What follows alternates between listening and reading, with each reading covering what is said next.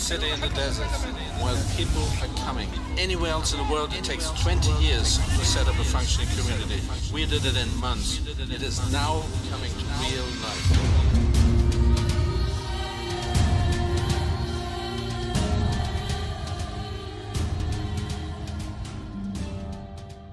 Bringing these caravans into the old camp is a major challenge. It's already pre-arranged by the surveyor. I have to put it where the surveyor put it. I'm trying to help Syrian people in this camp. This is the future of Syria. This is your kids.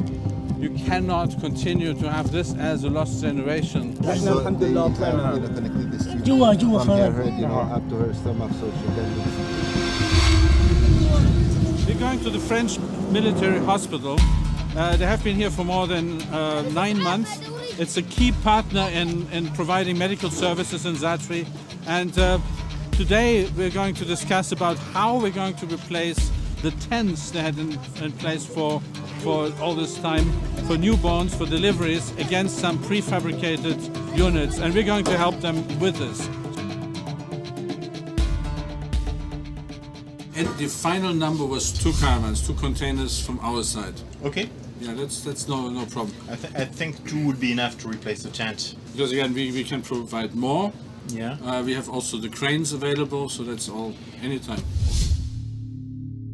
The conflict in Syria now is really a situation. It's transcending borders, and so we need to be ahead of the game as much as possible. So one of the issues that we've got here is that what's going on in southern Syria has a direct impact of what goes on into Jordan, because southern Syria provides about 80% of the refugees.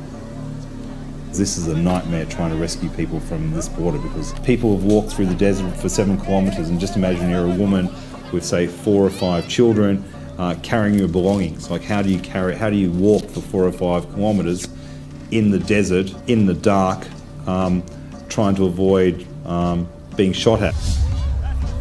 The bottom line is, how do we rescue people who have fled untold humanitarian trauma and disaster that's taking place in Syria, and bring them to safety? There is also a photo here which is of a little girl. She was shot in the back. She was 2.5 years old, and so she's now paralysed from the waist down. And she also had I think there was a shrapnel in her head as well. She wasn't crying, she wasn't screaming, she wasn't complaining. She was just she was just so beautiful, and that's and her father just brought her across because there was nothing else to do. So it's a bit tough, because you sort of see that, but then you sort of like wind forward and sort of say, okay, what does life have in store for this little girl? And like, 1, in a refugee camp, but then 2, what happens next? It's always tough when you see little kids in that sort of situation, because what do they know about what's going on in Syria? They're just trying to survive.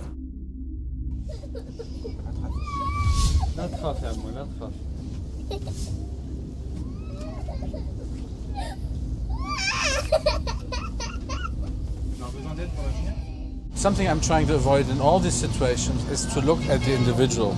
It's maybe brutal to say, but if you spend too much of your own energy on one individual, you don't see the big problem anymore. If I get focused on this little girl, I mean, of course I could go every day and see that little girl and help her and so on, but there's thousands like this little girl in this camp. So I have to put aside some of my emotions and my willingness to help one. So you can help all? I need to help all.